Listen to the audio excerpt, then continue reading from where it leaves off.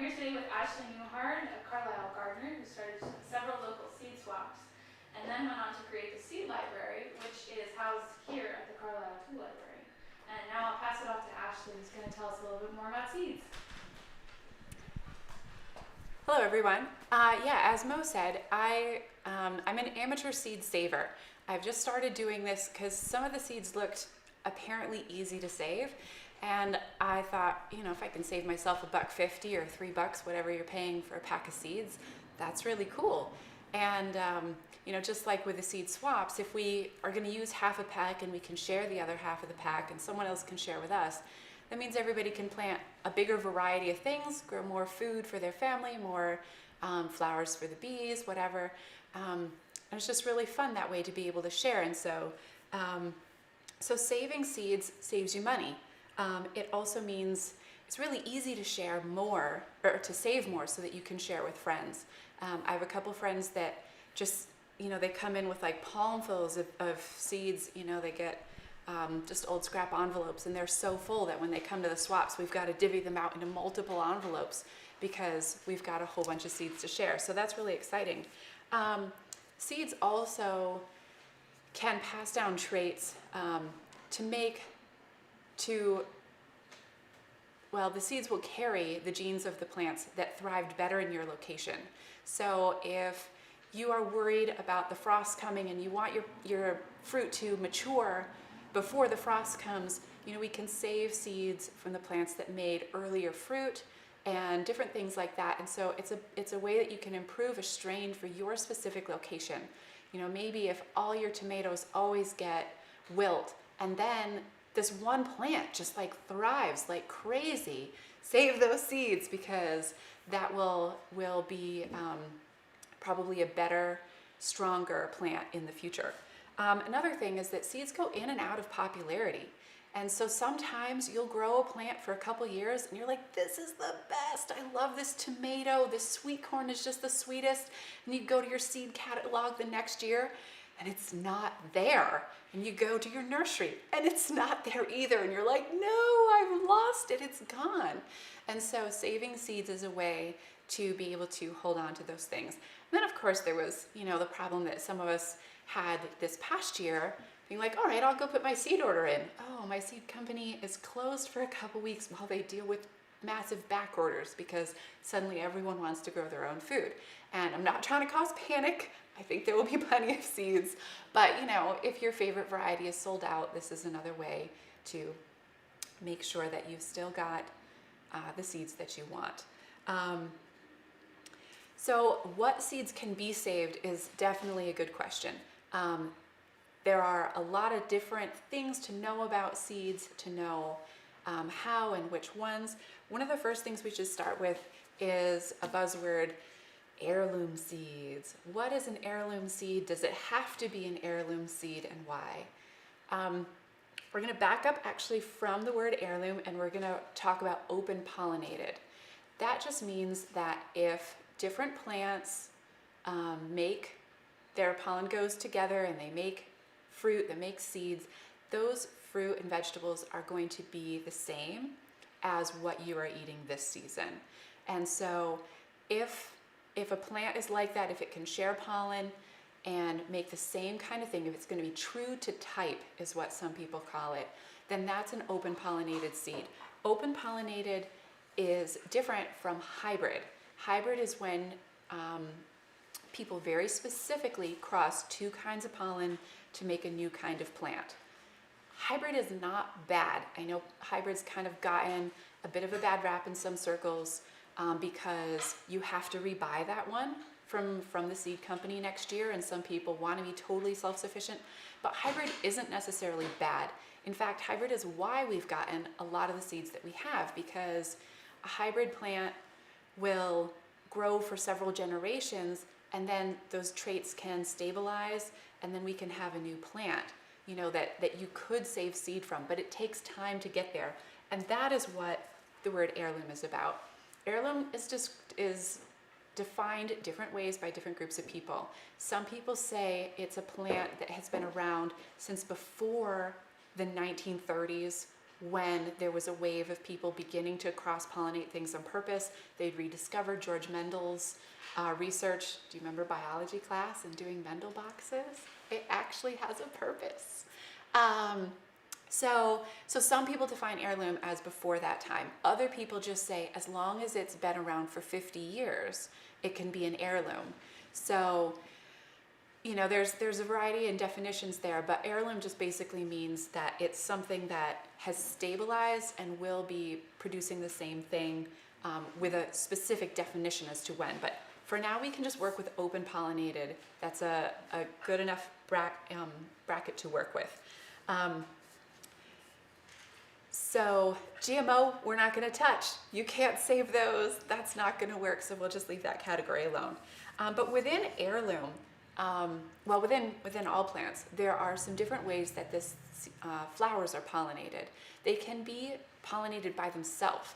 Some flowers are called perfect flowers, and they have the male and female parts in the flower, and they pollinate themselves unless, you know, a bee gets in there and shares some pollen with a different tomato plant. But most of the time, these plants are going to produce the same seed on their own. Seeds that are in that group that are the best for a new seed saver to start with include peas, beans, tomatoes, and peppers. So if you're like, I'm totally new to this, I'm already not sure what she's talking about, start with peas, beans, tomatoes, or peppers. Those are the first things. It's easy to tell what the seed is. You can see where it is in the plant, and those are the first and easiest and simplest things to start with. Then from there, it gets more difficult because of the flowers. Things like zucchini have male flowers and female flowers. And you can tell based on if underneath the flower there's a small shape. It will either be round for a pumpkin or a gourd, or it will be long and skinny for a zucchini. And those are the female flowers. And my 6-year-old son had so much fun this summer getting a little lamb's ear leaf and taking the pollen from the male flowers and bringing it over to the female flowers for the first couple weeks because the bees weren't really out yet. They hadn't found our plants. And so the female flowers were not being pollinated. And so he would help me, and we would get the little leaves the lamb's ear leaves and brush the pollen around. But after about 2 weeks of doing that, he would go, Mom, there's bees on this plant. I don't want to go near the bees. And I said, you know what, that's fine then. The bees are doing their job and we can leave it to them. And for the rest of the season, we haven't needed to hand pollinate anything. But so zucchini, if you're growing 2 different kinds of zucchini, the pollen, you know, a bee can go in one kind of zucchini and go to a different kind of zucchini. And so you could end up with a zucchini that doesn't have exactly the traits of either one of those. Now that might be fun. That's how George Mendel got this whole thing started with intentionally cross-pollinating things. But it might also just not yield what you wanted. If you've got a small garden, you're like, oh man, now this plant's taking up space in my garden. What am I gonna do? So you may want to avoid that. The other thing that's really fun is that there are groups of plants that will cross-pollinate with each other and make something that you probably don't want. So within the brassica family, broccoli, cauliflower, Brussels sprouts, kale, collards, and cabbage could all cross-pollinate each other. I don't know what a broccoli crossed with a Brussels sprout would look like. Maybe you want to try. But so if you're going to save seeds of one of those things, I recommend just saving one of those in a season. Or the other thing, if you have space, is you can separate them. Now, it varies wildly depending on what you're growing, depending on if it's heavy pollen that isn't likely to be carried on the wind very far, or if it's lightweight pollen that could float for a long distance. Differences really vary. So you're just going to want to do an internet search on that because I'm not going to run down all the lists of things. I don't know them all. But so I save kale seeds every year, and I don't save broccoli or cauliflower or those other things, partially because I have a hard time growing broccoli and cauliflower. But so kale seeds are something that I do save every year. Another one that mixes up a lot, some of the summer squashes, pumpkins and gourds can cross with each other. But even though it looks like it, melons won't and cucumbers won't. So that's another thing that gets kind of picky. And if you want to get into this kind of thing, you're going to have to look up the Latin names, look up what their species are, because cucurbit pepo or whatever it is, I'm not real good at Latin. That's how you're going to know what you can cross. And there's actually a really good grid, a chart that I found from seedsavers.org. That, by the way, I'm referencing a paper that Mo has put in. There's a link to a Google Docs document, so you can look this up. But on the back about where can I get more info, seedsavers.org has a ton of great information on this. And they have a document that tells you about distance for separating, and it also lists what the Latin species are for things, so you can know, all right, if I save seeds on both of these, are they going to cross-pollinate? Also, if you don't have space and you really want to save both of them, there are ways that you can cover plants with like nylons or organza baggies or different things like that, so that pollen won't get into different things. That's a little more of an advanced technique. You can do that with zucchinis and cucumbers and stuff. Before the plant opens the night before, you can put a little case over it and tie it off and mark what it is, so you know that you're hand pollinating the right thing. You can do that with a Q-tip, or like my son and I were doing, you can just grab some lamb's ear leaves, or you can get a paintbrush or something like that. So some things cross-pollinate, but just to review, if you want to start out, peas, beans, tomatoes, and peppers, those are your easiest start. So I'll take a pause there a sec, and if anyone has any questions, you can just type them in. Mo is at a laptop, so she can take a look and read me any of your questions. So I'll just give a sec for that. Hey Ashley, I actually have a question. Sure. Is there a way to prevent pollination if you don't necessarily have a lot of space in your garden? Yeah. So if it's something that you really want to save, besides a tomato or a green bean, you can get, just like from little gifts that things come in the little tiny organza bags with the little drawstrings, or if you have nylons or something like that, you can slip it over the blossom before it opens, and then make sure that you're hand pollinating specifically just the one you want. Some people will also use row covers, but I'm not sure what density row cover you would need to make sure that the pollen stays out. Thanks so much. You're welcome. And I think we can probably move on. Okay, and if anyone has questions at any other point, you can just type them into the box and Mo will flag me or read them when I take another pause. So one of the next questions a lot of people ask is, how do I save the seeds? And there are a variety of things that go with that. It really depends on what plant you're growing. So I'm going to move over to the other camera, and I'm going to show you some, here we go, sweet corn. Doesn't really look delicious anymore. I left this on the plant for the seeds to get really mature inside. They were at, when we eat them, it's called the milk stage. It's when they're juicy and sweet inside. But if we leave it on the plant, the seeds continue to develop, and they make sure that the seed is ready to be grown. Another one that I have, and I'll show you, this is from a small variety. So this isn't just a runt, but this is a smaller seed. So this is Japanese white popcorn. You can see the seeds are pointed. They're a little bit of a different shape than the sweet corn, but that's something that I've been growing for 4 or 5 years now, and it's a lot of fun to grow different popcorns. So I've let you know that those stay on the plant for extra long, and green beans are the same way. You wouldn't want to eat this green bean anymore because it's going to be really chewy.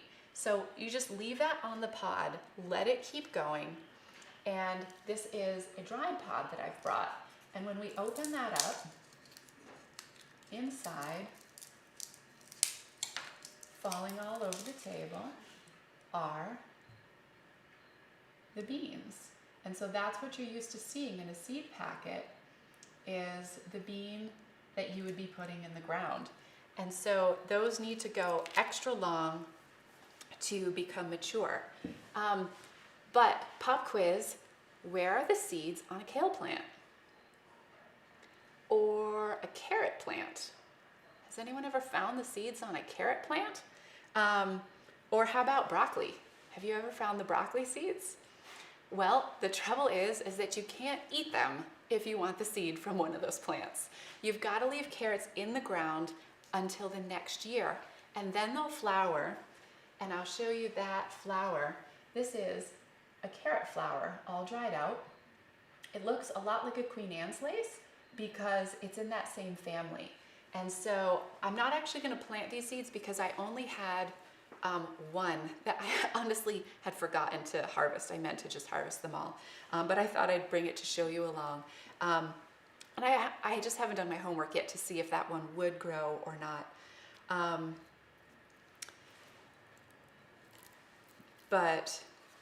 So I thought I'd just bring that along. Basil is something, most of the herbs, you may have been told you need to take the flowers off or else the leaves are going to get a different kind of flavor. But if you keep one plant, they're so tiny, I don't know. These little brown bits are their pods actually, and inside of there are the teeny tiny little bits. And that's one of the plants where you're going to want to grab those organza bags or nylons again, because the seeds, just as soon as they're ready, they fall out and they land on the ground or birds come and eat them. And so it's really good to make sure that the seed has developed long enough, but also that it's not just falling out. So it's really good to cover those. I grow a plant, its Latin name is Celosia, people know it as coxcomb. It's got these cool purple, or they come in red and yellow and orange flowery bits. The bees love this, so I'm leaving it in my yard as long as possible. But when you shake it, these cool little black bits come out, and there's like hundreds and hundreds of them. They've fallen out, a lot of them have fallen out already. And so the seeds mature at the end of the season. And so if you go and deadhead them when they start to look kind of brown and droopy, then you aren't going to have, you're not going to have seeds for next year, and you'll have to go buy starts at nursery again. I mentioned kale earlier too. Kale here in Carlisle will overwinter without really any protection. I've done it for a handful of years. And you can eat some of the leaves all through the winter. It's really cool because it's like, oh yeah, I am still a gardener in January, when you're like, everything is dead and it's brown and there's nothing out there. And then, you know, you get a couple warm days and your kale plant just shoots up a whole bunch of new leaves, and it's so much fun. And then when everyone else is moaning because it's too wet and it rained again and I can't plant anything and the seeds are just gonna rot if I put it in, you'll be eating kale and the flowers will be coming out. The flowers are also edible. They're really good. I put them in stir fry. But leave a few of them because they make these cool pods after the flowers. And I'll move over to the other camera.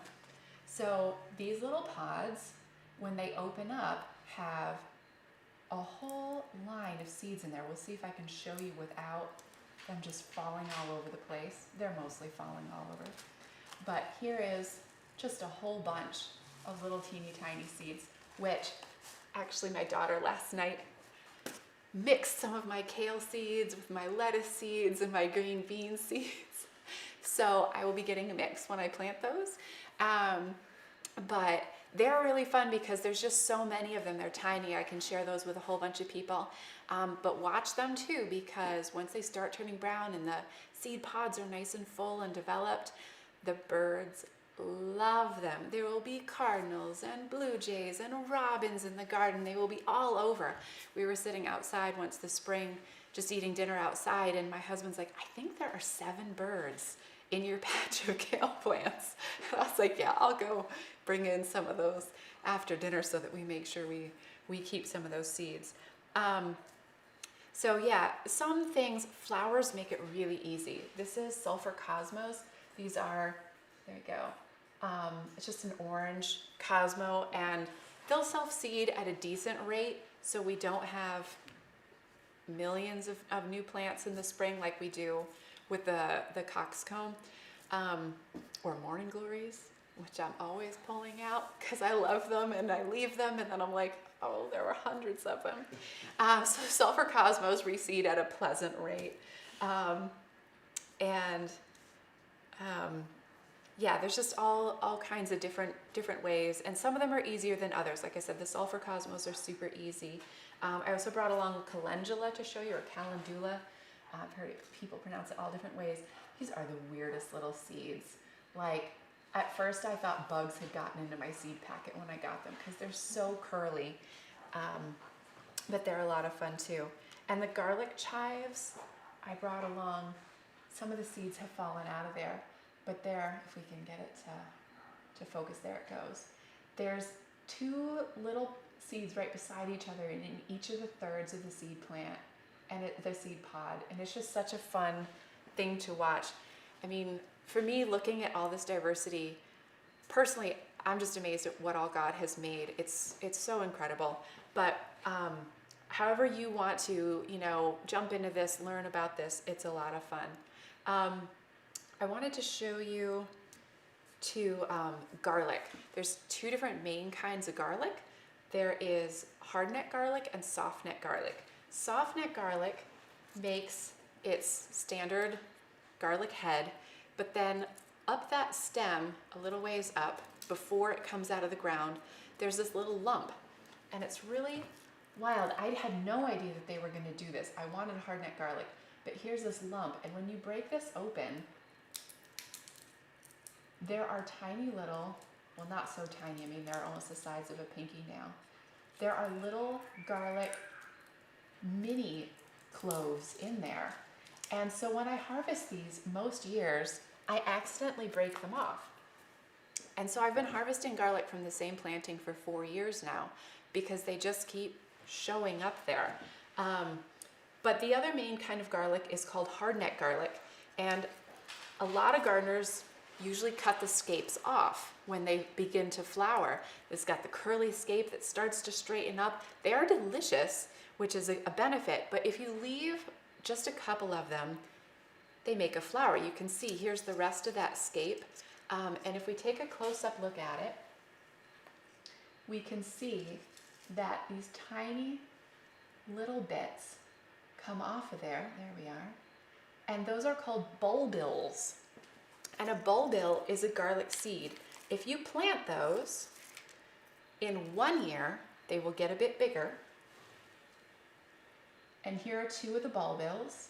And that's just basically one single garlic clove. But if I plant those again, then it will make a normal sized head. And so, that way you don't have to plant, you don't have to take your garlic and plant it and be like, oh, I wanted to eat those. You can go ahead and eat them. And then it just takes 2 years for the bulbils to grow into a full-size plant. So that was something that a lot of gardeners don't know about. I had no idea, and I've told several people, and they're like, wait, what?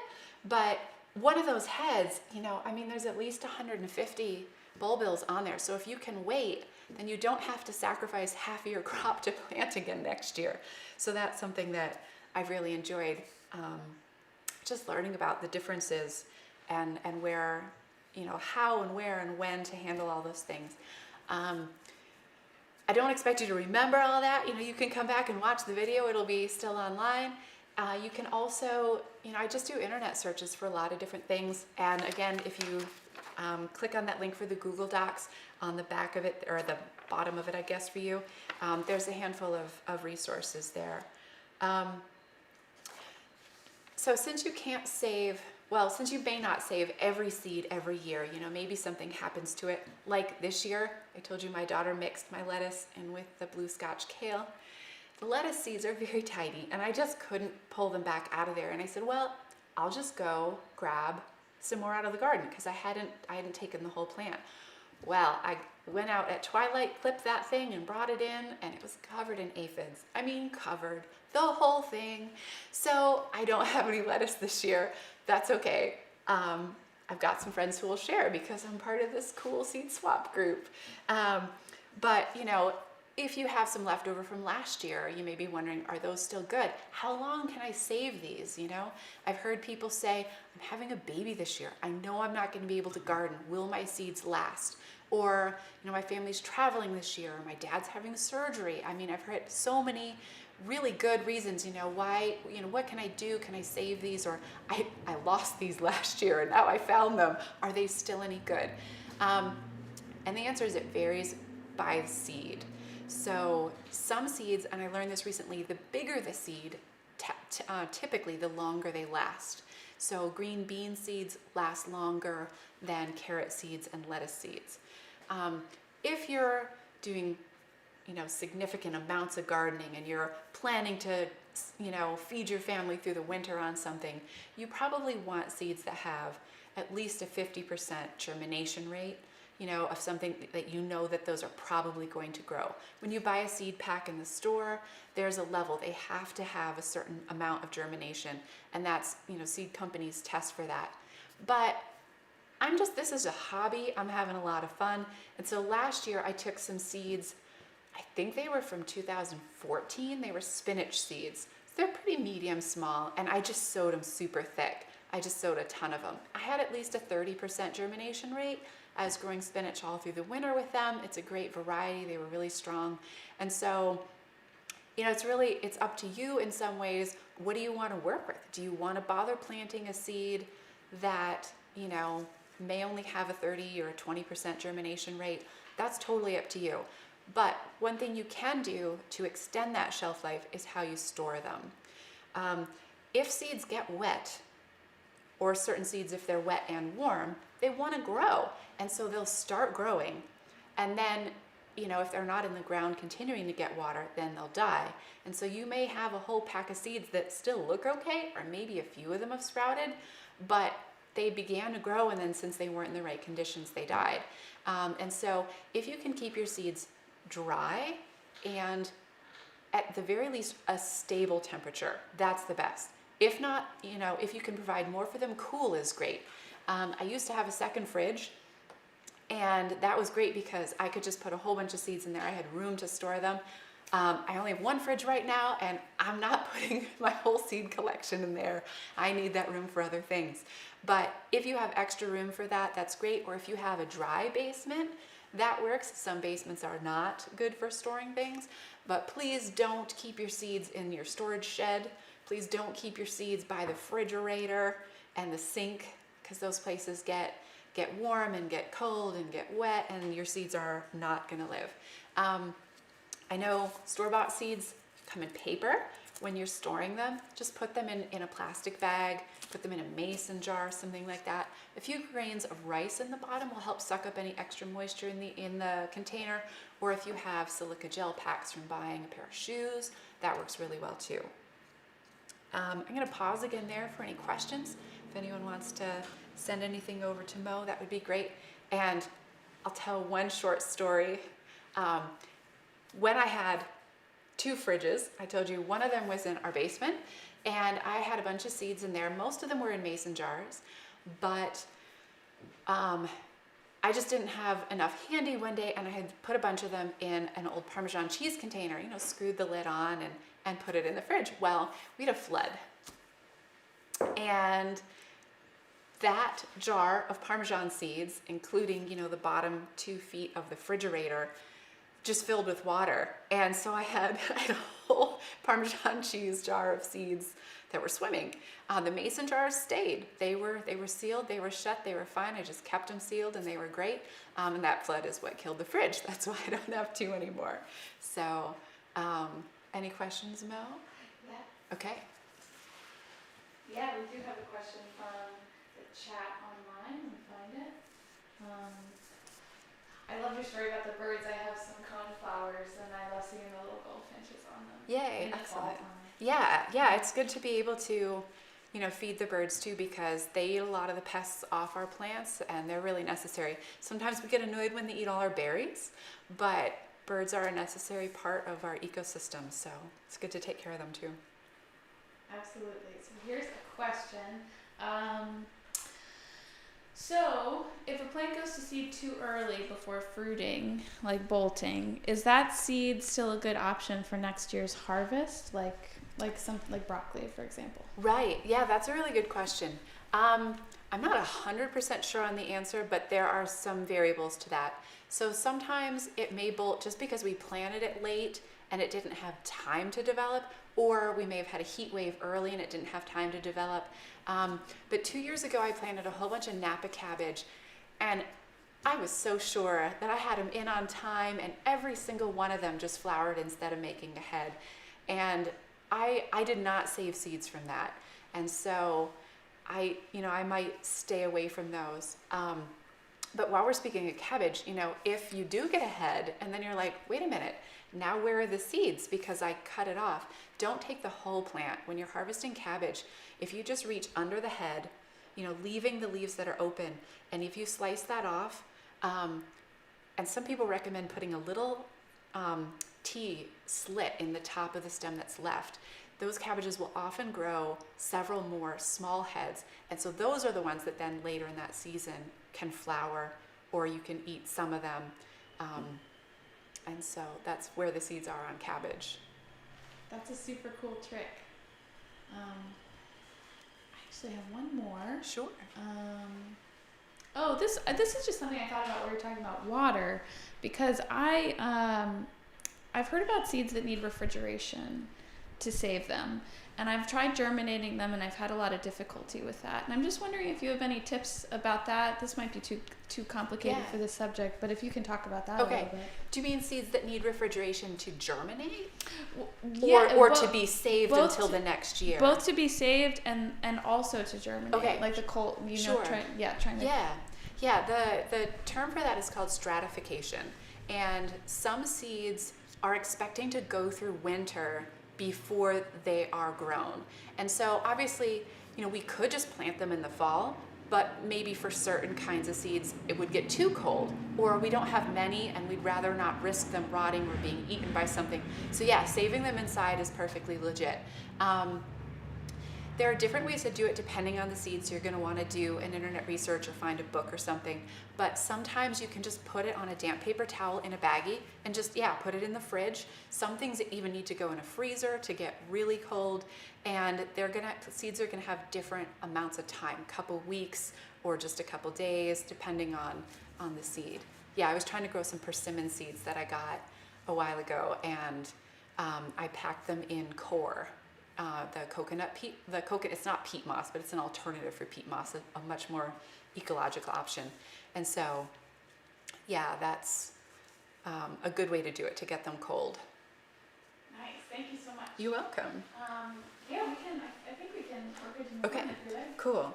Yeah, back on that topic of storing seeds, I want to draw your attention to a really cool resource. This is called Growing Garden Seeds, and it's a resource that comes from Johnny's Seed Company, which at first I was like, wait a minute, the seed company is telling me how to not buy their own product, and indeed that is true. And so this is a really cool book, and I thought, I should really loan this out to people, but then I don't know if I'll get it back. And so in the front cover, it just says you can buy a dozen of them for $18. So I did. So if you are in the Carlisle area, there will soon be a dozen of them here at the tool library that you can borrow. And one of the things I was really excited about in there was a chart showing you how long you can save various seeds under no special storage conditions or under consistently cool and dry conditions. And this book goes through plant by plant. Like this one, it takes broccoli, flowering. It says the flowers are perfect, possessing both male and female parts. The flowering occurs during the first year or the late spring of the second year. And it just goes through pollination, seed production, harvest, threshing, how to get the seeds out. Because like I was showing you with the kale, those tiny little pods get all those itty bitty seeds out of there. And, with beans, I just have my kids sit there and help me, but with kale, I just kind of roll it around in my hand. And so this book goes through kind of your basic garden vegetables, broccoli, cauliflower, beans, parsley, muskmelon, and helps you get those seeds. So that's really fun. I thought that, a seed company would sell you something to help you not have to buy things again in the future. And speaking of Johnny's, that was one of my next things, is where can you get open pollinated seeds? A lot of time when you go just to a physical store and you walk in and they've got those racks of seeds all over, it doesn't say if they're open pollinated or if they're hybrid or if they're heirloom or whatever. A few of them do. I found 2 burpee seed packs which say that they are hybrid, big boy hybrids, or big pink hybrids or big mama hybrids. And so some of them will say, but most often the seed packs don't say. But if you just do an internet search and look it up, you can often tell, are my Kentucky Blue Wonder pole beans, are they hybrid or heirloom? And if you just type in the name of your plant, hybrid, or heirloom, and it'll pop up and tell you. But if you're going into this and you're like, I want to try this, I want to save some open pollinated seeds, the only company I found that completely only and just sells open pollinated seeds is Baker Creek. Their website's rareseeds.com, and their catalog is just so much fun because it includes recipes and stories, and it's just a gorgeous catalog. Actually, my sister-in-law gave me the catalog for Christmas a couple years ago, and I read it cover to cover. My husband was like, are you still reading about lettuce? And I was like, no, I'm on kohlrabi now. But so the Baker Creek catalog's a lot of fun. But there are plenty of other companies that sell both hybrids and heirlooms. One of the main reasons for that is that hybrids can often have superior disease resistance. They can be bred specifically for that. You'll have to buy those seeds again from them next year. But if you've just got serious blight problems, you're going to want to try a plant that has resistance to blight. And so I would check out for that purpose Johnny's, or Johnny Seeds, it's called Seeds of Change. Which, if you want to avoid really large companies, they were just bought out by Mars, but they sell really good seeds. High Mowing is another company that sells both hybrids and open pollinated. Another thing is that there aren't just seed companies out there. There are seed organizations. Seed Savers Exchange is a really well-developed, long-standing company that works in keeping seeds around, saving old seeds, finding things that people haven't been growing for a while, that have fallen out of popularity, but they know that it's really important to preserve seed diversity, because if we want to make another hybrid someday that's resistant to something, maybe the genes that have that are hidden in an old heirloom that maybe wasn't the very sweetest, but it's got something that if we cross it, that might be just the plant that's going to help, keep certain flavors and vegetables around, or make them easier to grow in different areas. Another one I just found is called freeheirloomseeds.org. Just smush that all together, freeheirloomseeds.org. And it says free, but you have to pay shipping and handling. But you can literally just send them a self-addressed stamped envelope, I think, and they'll send you back 4 packets of seeds. And they've got this whole long list. If you want bigger seeds like beans, they can't go in a regular envelope, and so there's instructions for that. But I'm still diving into that, exploring that. Another great place to get seeds happens to be the Carlisle Seed Swap. We were unable to have the in-person swap, the second one this year. But the seeds that were left over from the first one and from previous years, which are still good seeds, are stored in the Carlisle Seed Library, and they are housed here at the Carlisle Tool Library, which is open Mondays and Fridays from 4 to 7, as well as Saturdays from 9 in the morning to 3 p.m. And they're available. They're here. You can come grab the seeds that you want, bring anything you have to donate. There's no fee for this. Seeds do eventually go bad, so I'd like you to be able to grow some. And people who donate are like, it'd just be great if someone could grow these. And so Those seeds are here, they're available, and you can come check those out. While I'm on the topic of Carlisle Seed Library, we also have had an interesting thing happen. A store, I believe, donated some extra seeds through various channels, and they ended up coming to me. And so those seed packs that I showed you earlier, well, there are dozens and dozens of them. Not necessarily these exact varieties, but there are, I don't know, 7 huge boxes of seeds here at the Carlisle Tool Library. So come check the varieties out here, see what we have,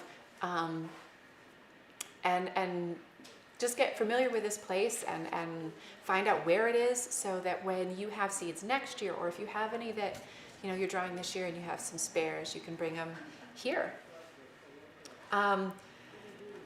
So seed library, this seed library, the purpose of it is to share seeds, make them available through the swaps, through a library, and through a Facebook group, for the purpose of helping fellow community members grow more diverse gardens. So, if you have a limited budget and you're like, well, I want to grow, 5 different herbs and tomatoes and corn, and, it can get expensive adding that all up.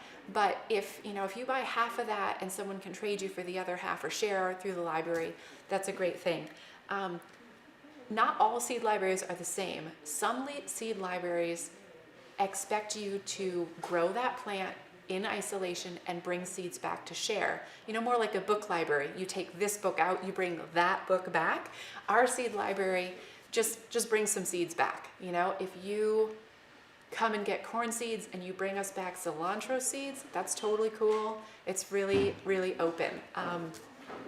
There are other things called seed banks, which are quite a bit different. Seed banks preserve the genes in seeds, preserve seeds in cool, dry conditions so that they will stay around for a longer period of time. They're preparing for difficulties with, if floods take out a lot of seeds in an area, we've got backup. If seeds can't be grown in certain areas for a while, there's backup. There's a story I read in the Baker Seed catalog about in Iraq, war really displaced a lot of people for a long time, and there was this melon that a lot of farmers grew in Iraq. And after, a handful of years of war, people who were saving their seeds, their seeds weren't necessarily viable anymore. They weren't able to keep them in good conditions. And so that melon was almost lost because it was something specific to that region. And somebody got those seeds, some that he had left, someone that was able to keep growing them, they got them to Baker Creek. And now those seeds, are here in the US, and they're being shared again in Iraq, and those seeds were saved from extinction. It seems like a crazy thing, but seeds can just disappear. And so seed banks are there for that purpose. And then you may have heard of the Doomsday Vault and other seed vaults. They are keeping seeds for a long time down the road, and that's a whole different story than what this is. Are there any other questions, Mel? Yeah, totally. We do have a couple questions. That is fascinating about saving seeds for many, many years. I love hearing about that. This is a great question about it, like a post-seed saving activity, which is how do you make seed bombs? Ooh, yay, seed bombs. Yeah. I'm not sure if I should confess. A top secret, guerrilla gardening. Yeah, guerrilla gardening. So you didn't hear it here. So, yeah, if there's actually a website, it might be like guerrillagardening.org or .com or something like that, but they have recipes on how to make seed bombs. The basic gist of it is to take about 50% compost or a nice loose topsoil, mix it with 50% clay, so that it'll hold together but also provide food as it breaks down into the soil. And then you just mix whatever seeds in there you have on hand. You could put kale out there. Celosia is a really good one for that because it has so many seeds in it.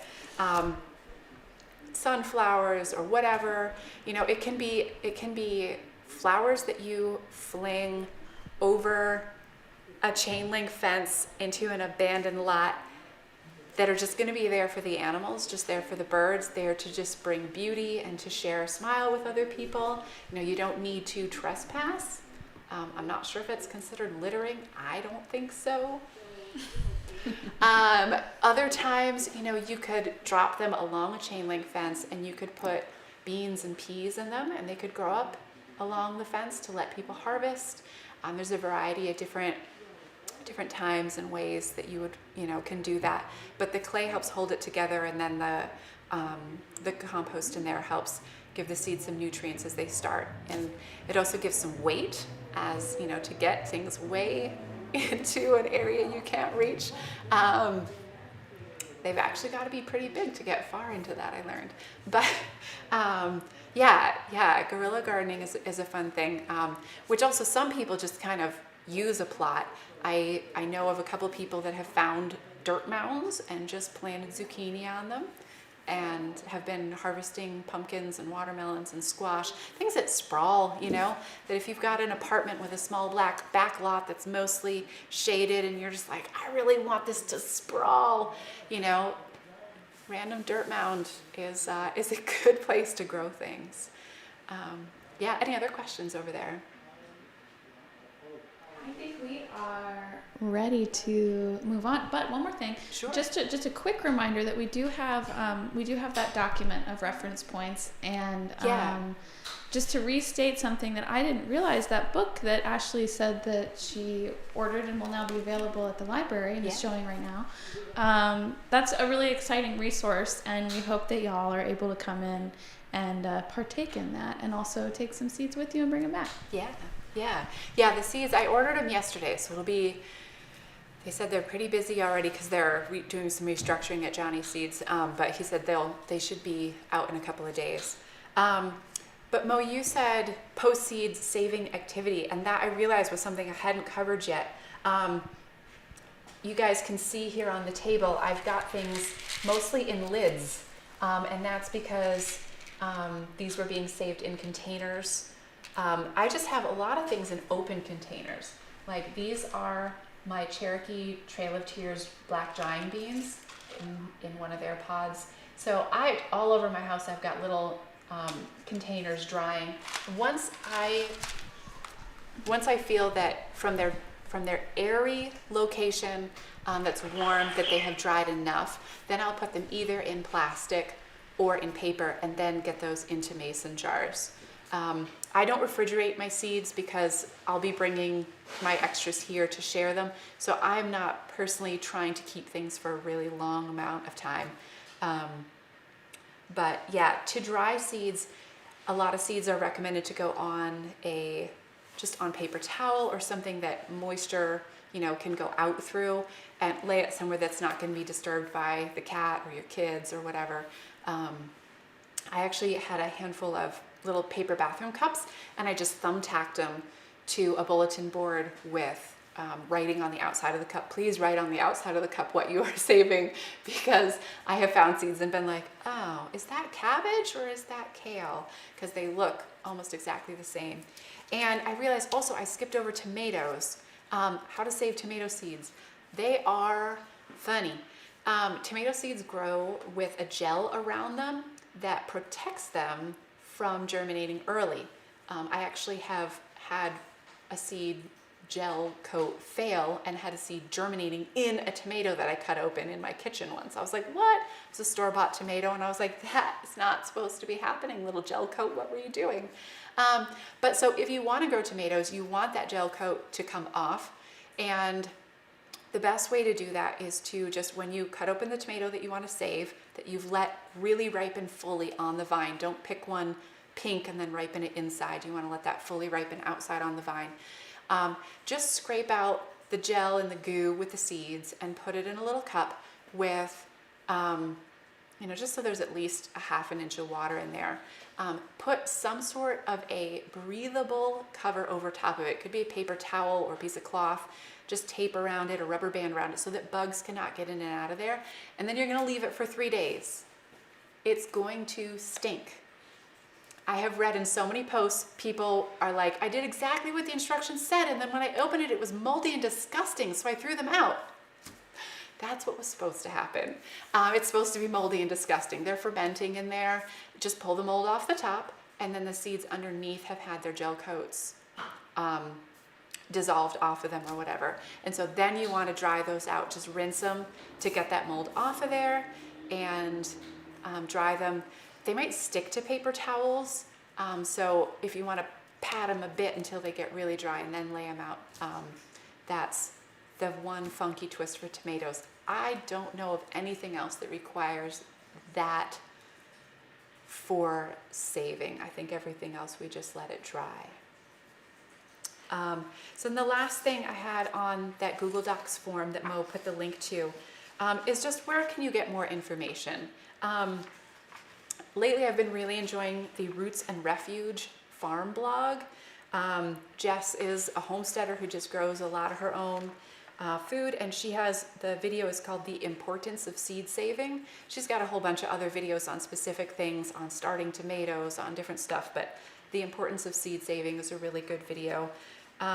Seedsavers.org has a ton of articles. It had that chart I was telling you about with distance, if you're isolating, with, you know, am I going to get seeds from it this year or next year, with how many plants should I be letting pollinate to make sure that I get a nice genetic diversity in the seeds that I have, as well as the Latin names. It was a super great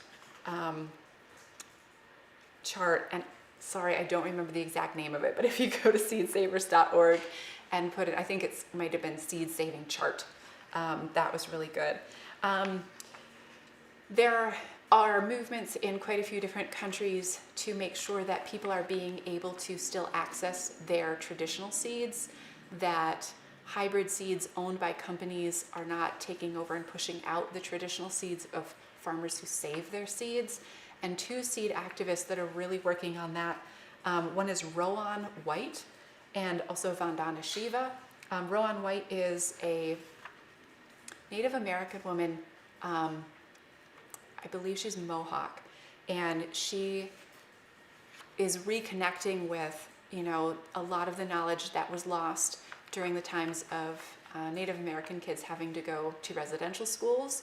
And so she's been doing a lot of work to find that information and be able to pass that around, information as well as seeds.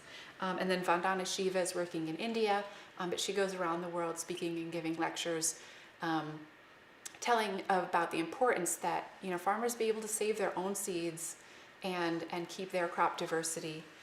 If you're here in Carlisle, I know some people are watching hopefully internationally or nationally or just all around PA. But if you're here in Carlisle, our library has a huge section on books. Books on seeds, books on plants in general. And as we're heading into winter and you don't have as much to do in the garden, I know seed depression is a real thing, gardeners fall winter depression, go check out some books. So that's great. And then the manual Growing Garden Seeds. If you are not in this area and you want to get that, info@johnnyseeds.com, which is also in that Google Docs. You can just email them, and it's like $1.85, $1.95, I think, for a single copy. So that's excellent. Also, extension offices. Here in PA, it's the Penn State Extension Office. In New York, it's Cornell Cooperative Extension Office. All around the U.S., there are extension offices that give really good information on seeds. A lot of it does come from a background of using pesticides and things like that. So, you know, depending on what your preferences are, you know, you might set some of those articles aside, but they have really good information on the scientific understanding of how plants work and different things like that. And then one last thing that I forgot to get on the worksheet, there's a company called Echo Global Farm, and Echo is all capital letters ECHO. They work with subsistence farmers most specifically, but especially subsistence farmers who grow like one type of crop, and they have this huge bumper crop and they make all their profit, and then they're barely eking it out until the next year, you know. And what if their bumper crop isn't a bumper crop? What if they're only crop? They grow all one thing and then it fails that year. And so they're working on introducing seeds to farmers to give them some diversity for income security, but also just for their own crop health and for plant rotation and things like that. And so Eco Global Farms, another really great organization. If you want to support somebody, that's a really good group out there. So we've got, I think, about 4 minutes left. So if there are any other questions, comments, so yeah. And some of these seeds that I have quite a few of, like the Cherokee Trail of Tears, at some point I'll be packaging some of those up and bringing those in to share. The blue Scotch kale I've got a ton of. Sulfur cosmos are a plant that is loved by monarch butterflies. Now their caterpillars can't eat it, but the monarch butterflies themselves love it, so it's a great thing to co-plant with your milkweed.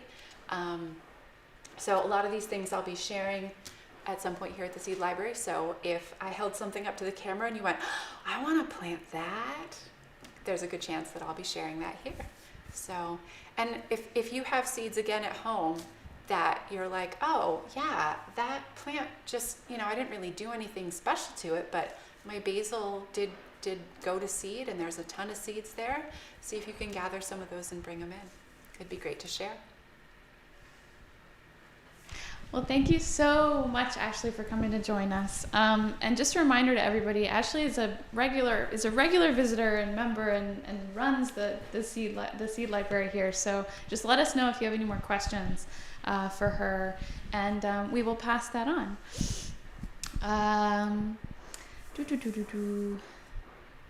Oh, so just wanted to let everybody know this video will be available online, so you can reference it later. And please do come use the Seed Library when growing season returns. As Ashley told us about the fall sadness is descending, but spring will soon be back. And those seeds can definitely supplement your beautiful saved seeds from this year. We've also put a link to Ashley's reference document that we mentioned many times during this talk, and there are several sources that she talked about if you need more information, and that's going to be available for a while too. And there's one more thing, Carlisle Tool Library note. We have a promotion going on right now for the month of October, and for every member who brings in a new member, we can offer you a free t-shirt, and they're beautiful t-shirts. Shout out to Rockmill, who hand screen printed those, and we'd love to see some new faces around, so bring your friends in and join us to borrow tools and seeds and everything borrowable. Be sure to check out our website for revised open hours, and thank you so much again, Ashley, for joining us tonight and for all this new stuff to play around with. We appreciate it so much. You're welcome. Thank you.